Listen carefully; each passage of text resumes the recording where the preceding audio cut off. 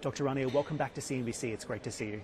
Thank you so much, Dan. Happy to be here. So we are here at the World Economic Forum in Riyadh, obviously a very challenging geopolitical backdrop for this meeting to take place. How is the current situation impacting Egypt's economy?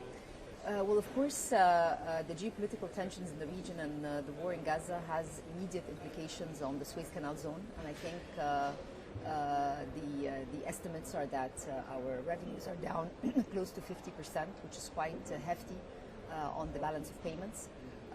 So this is the immediate implication that we have. Most recently, there have been measures taken through the IMF program, through financing, through some of the privatization that has taken place to sort of compensate for some of the downturn that has happened, particularly on the Suez Canal. So on the Suez Canal, what about in trade in particular? Are we also seeing a material impact? So, of course, the tension and the attacks that has happened, or the threats at least, on the ships, and that has created alternative routes. We haven't seen yet the rebound, and hopefully all of this is related to, of course, the ceasefire and trying to find out a resolution to the situation. So what's at stake for Egypt's economy if we don't see a ceasefire or this situation stay unresolved? I mean, a few things for any country in this region. There's always a need for stability, for the inflow of foreign direct investments to be more steady, predictable. If the threats affecting the Suez Canal continue, that's also going to be stress on the balance of payments, and this is a fact. But then the government always looks for policies to compensate for that downturn, and this is what has been happening over the past few months. So talk to me a little bit about the work that you've been doing. I know you've been extraordinarily busy working with intergovernmental organizations. You've secured incredible funding from the IMF, the World Bank, the EU, and others. I think the question for market investors right now and observers of the Egyptian economy is it going to be enough to avert a full-blown crisis? So a few points which are pretty obvious, but let's go through them anyways. Macroeconomic stability is a prerequisite and a necessary condition to be able to attract private investment. However, it's not a sufficient condition, and therefore the conditions that come after that include structural reforms. But without attaining macroeconomic stability, both on the monetary side and the fiscal side, it would be very, very difficult to convince the longer-term investors to come in. And that's why it was very important to finalize our program with the IMF. The board meeting was a few weeks ago, and in preparation for that, there were many important macroeconomic policies that were undertaken to restore that stability, both on the foreign exchange side as well as on the fiscal side. Also, the document related to the IMF program and concluding the two reviews was published yesterday. And for any investor who's going to look through it, will see very clearly the commitment of the Egyptian government to continue on this route of fiscal and monetary reforms. Very, very important, as I mentioned, as a precondition for the FDI and for the private sector to come in. Comes the second stage, which is the structural reforms. And that's what we are putting together with other IFIs, including the World Bank, the EU, the African Development Bank, and many other of our international partners. But the homegrown structural reform program is anchored on three key pillars. The first one has to do with improving the competitiveness and the business environment.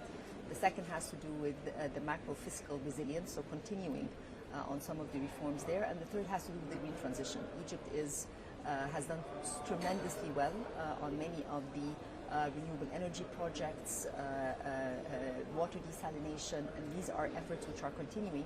So the green transition is the third pillar of structural reforms, because that is, again, an attraction for a lot of the private sector firms that could come in and invest in the country. So it's a combination of macroeconomic stability, structural reforms that will be able to bring in the private sector investments that are much needed today.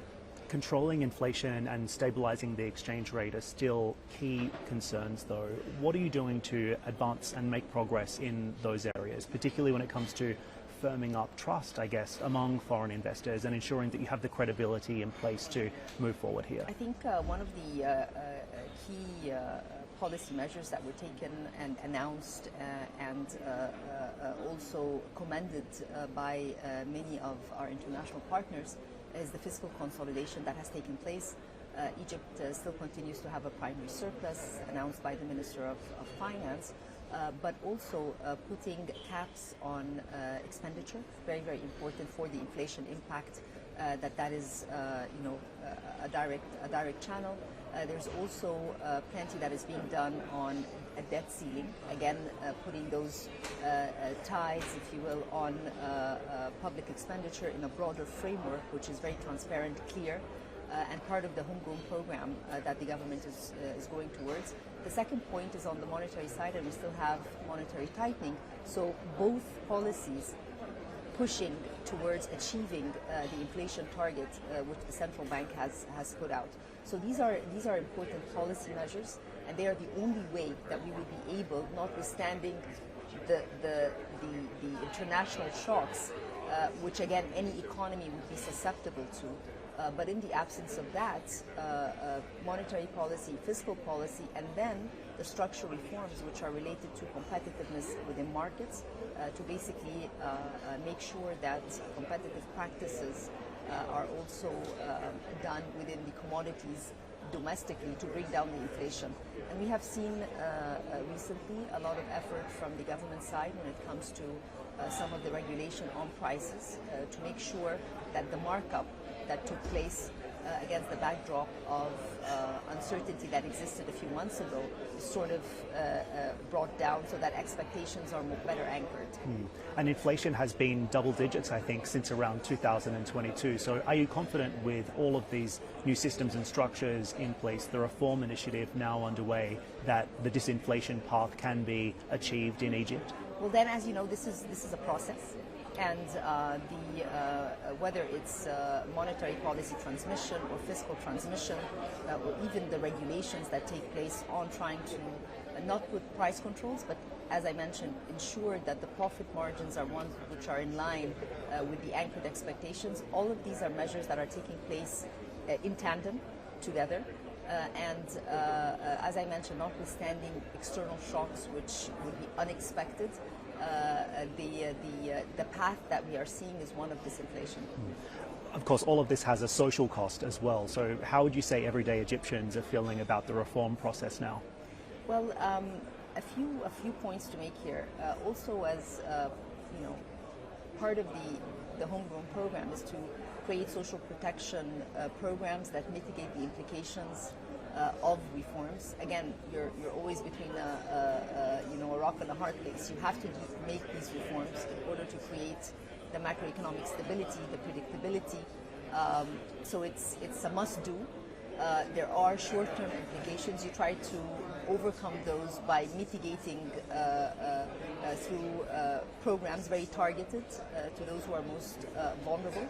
And then the key is to try to bring in the private sector investment, the FDI, that will create the jobs, and through that generation of competition sort of bring down further the inflation pressures that we are seeing. Always enjoy our conversation. I wish we had more time. We'll leave it there. Thank you for speaking with me. Thank you very much, Dan.